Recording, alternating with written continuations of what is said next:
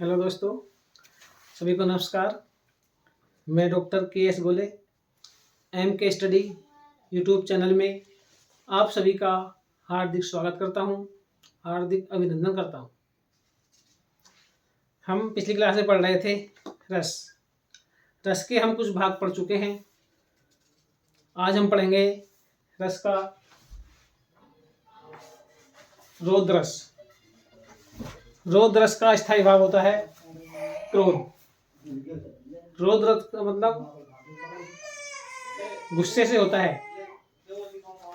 परिभाषा है, जब किसी अपने प्रिय व्यक्ति, गुरुजन, माता पिता या स्वयं के अपमान से या किसी अप्रिय वाणी के कारण हृदय में क्रोध का भाव उत्पन्न हो जाए तो वहां रौद्रस होता है। कहने का आशय यह है कि क्रोध नामक स्थायी भाव विभाव, अनुभाव एवं संचारी भाव से पुष्ट होकर जब रस के रूप में परिवर्तित होता है तब वहां पर रौद्रस होता है। रौद्रस में गुस्सा आ जाता है। गुस्से के कारण ही मनुष्य का स्वभाव क्रोध में बदल जाता है, तब वहां रौद्रस की पुष्टि होती है। उदाहरण देखते हैं, देखिए इसका स्थायी भाव क्रोध होता है। उदाहरण है, कहा केकई ने सक्रोध, कहा केकई ने सक्रोध, दूर हट निर्बोध, दिव्जिह्वे रस में विष मत घोल। ये उदाहरण वहां का है जब अयोध्या में भगवान राम का राज्य तिलक होने की तैयारी हो रही थी, लेकिन एक दासी थी मंथरा। मंथरा कैकेयी को समझाती है कि राम को राज तिलक होने जा रहा है, तो ऐसा कर अपने बेटे भरत के लिए राज्य मांग ले। तब कैकेयी को यह बात बुरी लगी, क्योंकि कैकेयी के लिए तो सभी बेटे बराबर थे, राम हो, लक्ष्मण हो, भरत हो या शत्रुघ्न हो।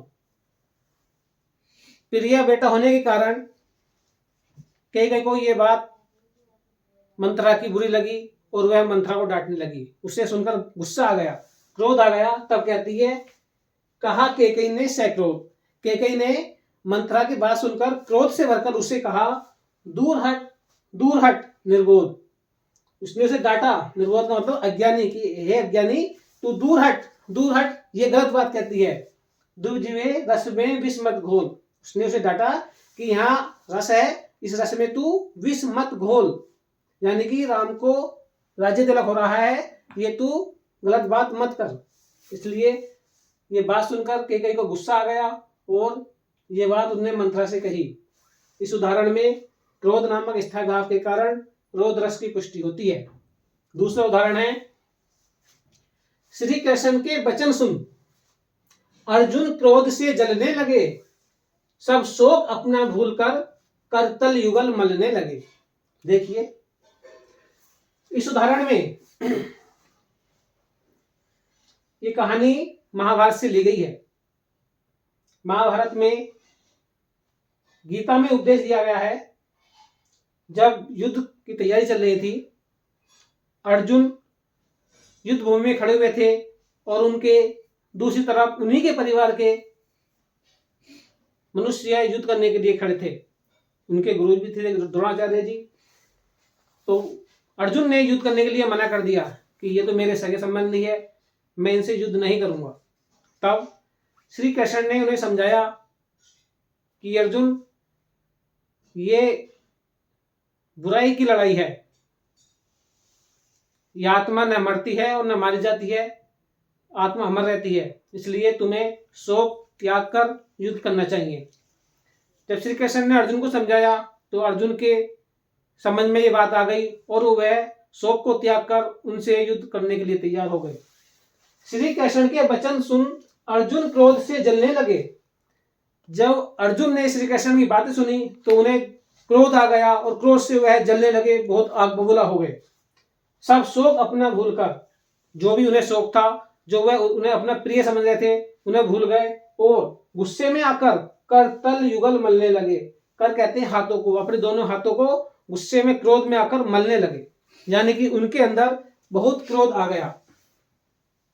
इस उदाहरण में क्रोध नामक स्थायी भाव की पुष्टि होती है, इसलिए रोध रस है।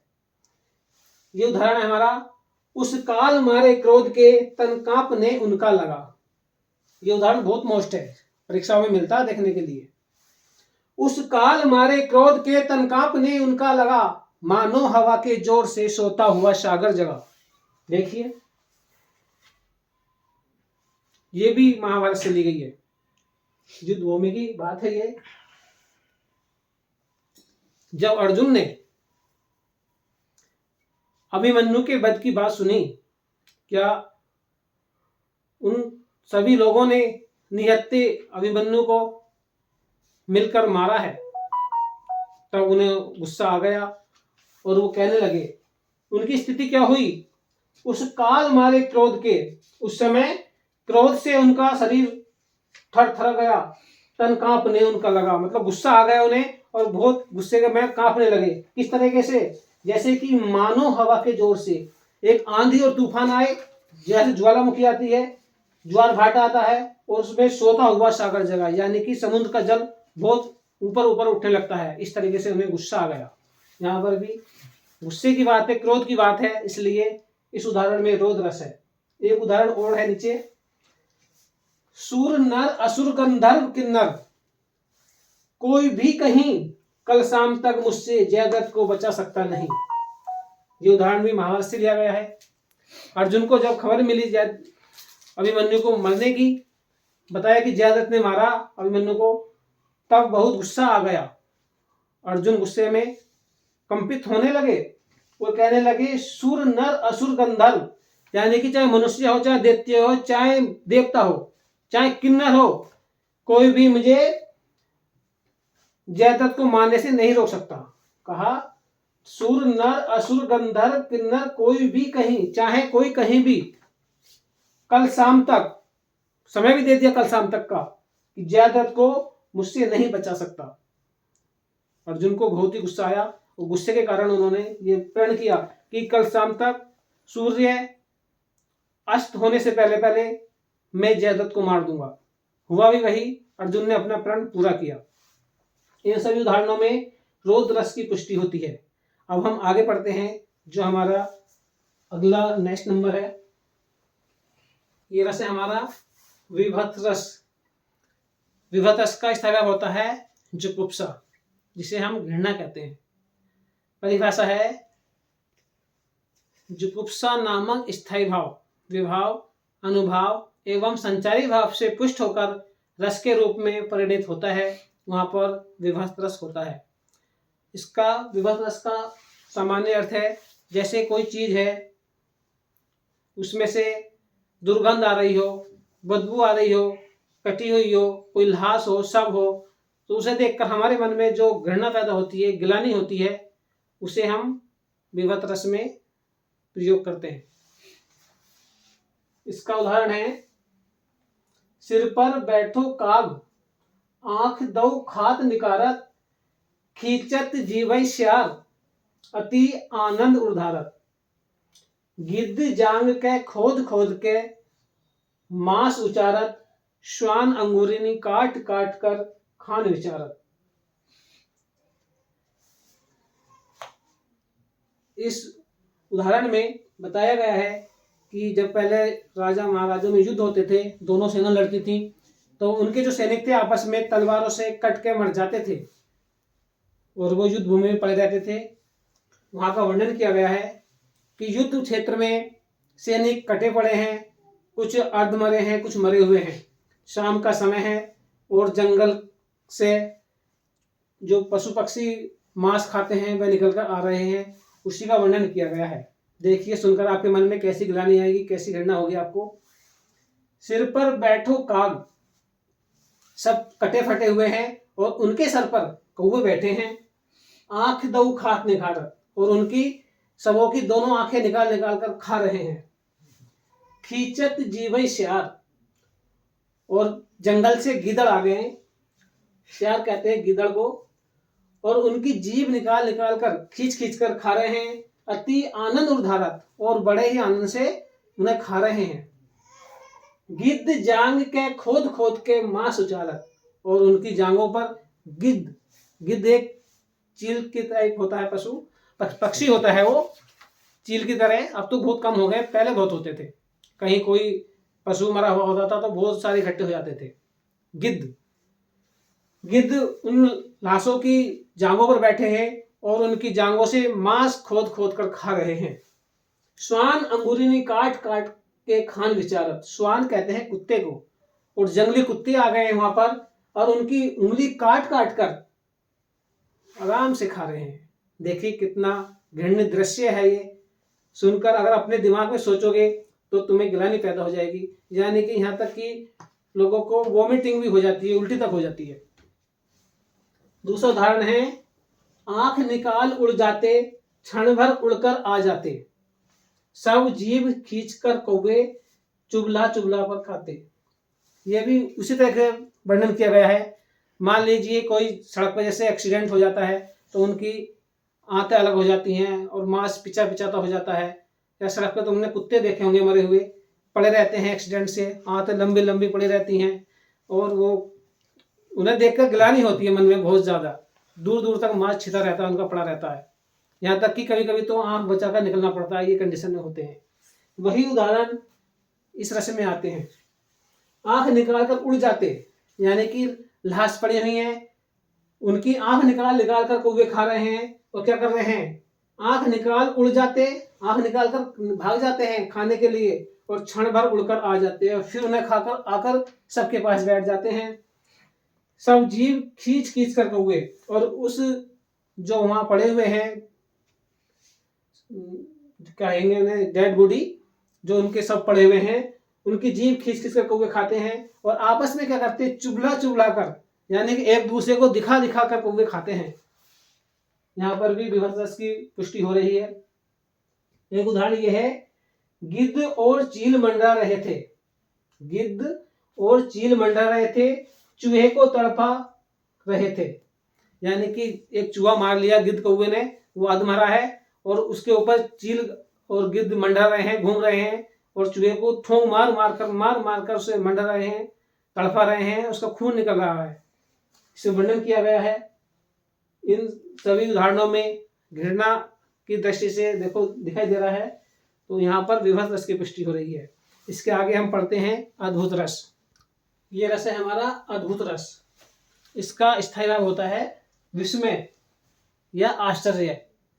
परिभाषा है, विस्मय नामक स्थायी भाव, विस्मय नामक स्थायी भाव विभाव अनुभाव एवं संचारी भाव से पुष्ट होकर रस के रूप में परिणित होता है, वहां पर अद्भुत रस होता है।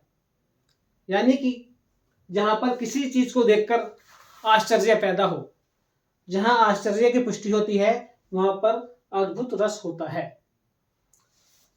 उदाहरण है, बिनु पग चले सुने बिनु काना, करु बिनु करम करे विधि नाना।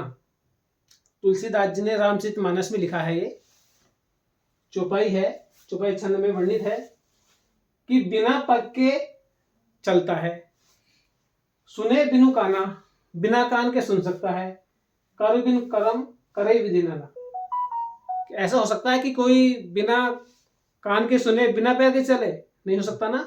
यानी कि ऐसा सुनकर एक अद्भुत अचंभा सा लग रहा है, इसलिए इस उदाहरण में अद्भुत रस है। दूसरा उदाहरण है, एक अचंबा देखा रे भाई, ठाडा सिंह चलावे गाई। इसमें बताया गया है कि एक अचंबा है, अचंबा ही है कि एक ठाडा सिंह, एक बड़ा सा शेर खड़ा हुआ है और वो खड़ा होकर गाय को चरा रहा है। ऐसा निश्चित है? नहीं, असंभव बात है। अगर शेर के सामने गाय जाए तो उसे खा लेगा। तो इसलिए इस उदाहरण में भी एक अचंबा सा लग रहा है, इसलिए यहाँ पर अद्भुत रस है। एक उदाहरण है ये, आगे नदियां पड़ी अपार, घोड़ा कैसे उतरे पार, राणा ने सोचा इस पार, तब तक चेतक था उस पार। देखिए, महाराणा प्रताप का घोड़ा था, बहुत ही तेज घोड़ा था वो। युद्ध करते करते बीच में अचानक नदी आ गई और वो सोच रहा था कि नदी कैसे पार होगी।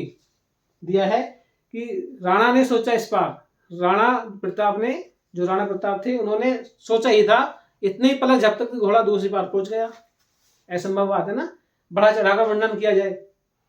आगे नदियां पड़ी अपार, युद्ध क्षेत्र में चलते चलते एक बड़ी नदी आ गई, घोड़ा कैसे उतरे पार। सोच रहे थे कि घोड़ा पार कैसे उतरेगा। राणा ने सोचा इस पार, नदी के इस पार महाराणा प्रताप सोच रहे थे। सोचते ही तब तक चेतक था उस पार, जो उनका घोड़ा था चेतक, वो दूसरी साइड पहुंच गया। यानी कि इसमें भी एक अचंबा हो रहा है, आश्चर्य हो रहा है, इसलिए अद्भुत रस है। आगे उदाहरण है हमारा, यहाँ उहाँ दुई बालक देखा, मति भ्रम और की आन विशेषा, देख राम जननी अकुलानी, प्रभु हंसी दीन मधुर मृदुबानी। ये चौपाई ली गई है रामचरितमानस से। यहाँ पर जब भगवान राम छोटे होते हैं तब का वर्णन है। माता कौशल्या के आंगन में भगवान राम खेल रहे हैं। जहां भी कौशल्या जाती हैं वहां पर उन्हें प्रभु राम खेलते हुए दिखाई देते हैं। यहाँ उहाँ, यहाँ भी और वहां भी, दुई बालक देखा, एक जगह वही बालक, दोनों जगह वही बालक दिखाई दे रहा है, यहाँ भी वहां भी। यहाँ उहाँ दुई बालक देखा, मति भ्रम और की आन विशेषा, यानी कि उन्हें भ्रम हो रहा है कि ये यहाँ भी है वहां भी है। देख राम प्रभु मुस्कान, यहाँ उहाँ दुई बालक देखा, मति भ्रम और की आन विशेषा, देख राम जननी अकुलानी। ये बात देखकर जो प्रभु राम की जननी माता कौशल्या हैं वो अकुला रही हैं। प्रभु हंसी दीन मधुर मृदुबानी, ये बात देखकर जो प्रभु राम हैं वो मुस्कुरा रहे हैं।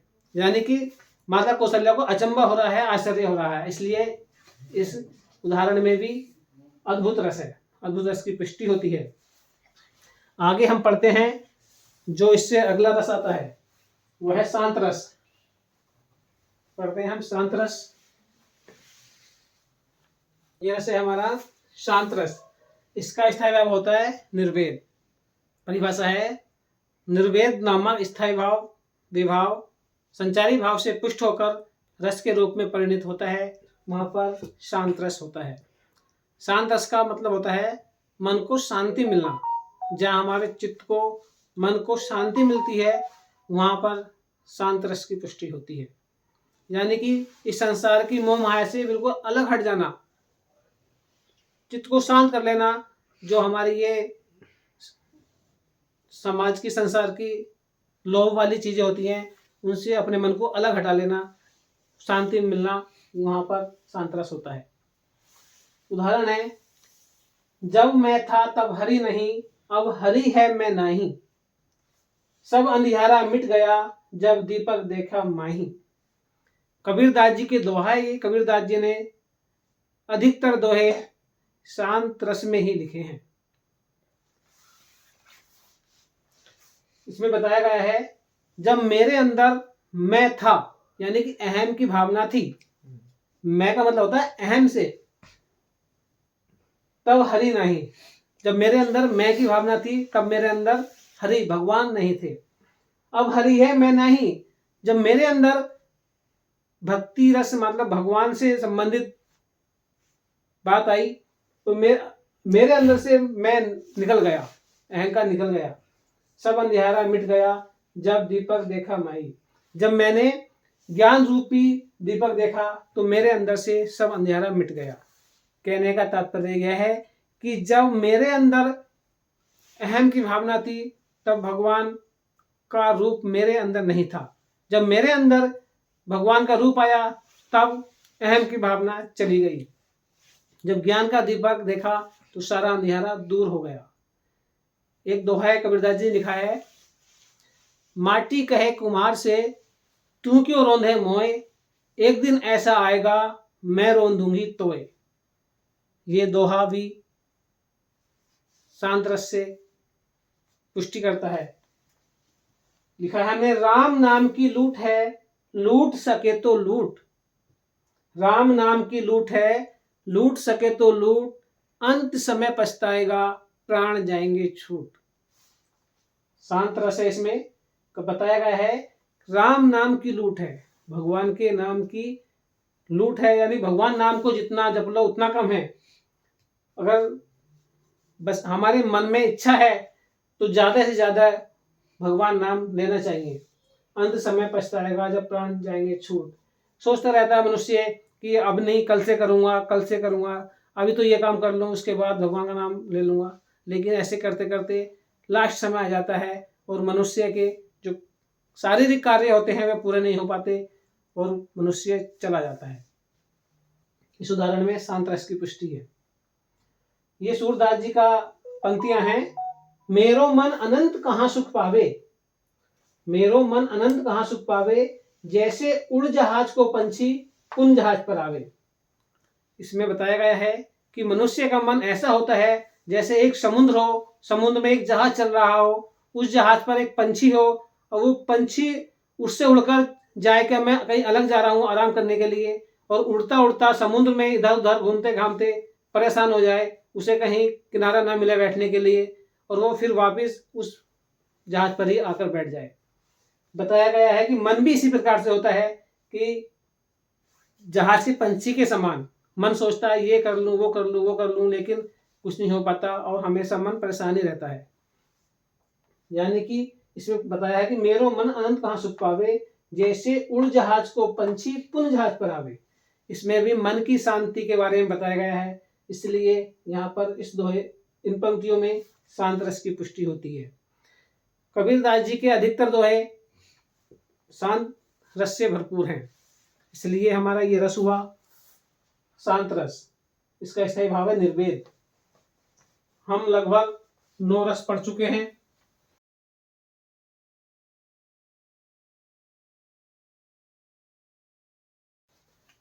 तो रसों की हमारी क्लास ये यही संपूर्ण होती है। हमारे रस आपको पसंद आए हो तो इन्हें लाइक करना, कमेंट करना, शेयर करना। अब हम अगली क्लास में मिलेंगे किसी और नए टॉपिक के साथ। तब तक के लिए जय हिंद, जय भारत।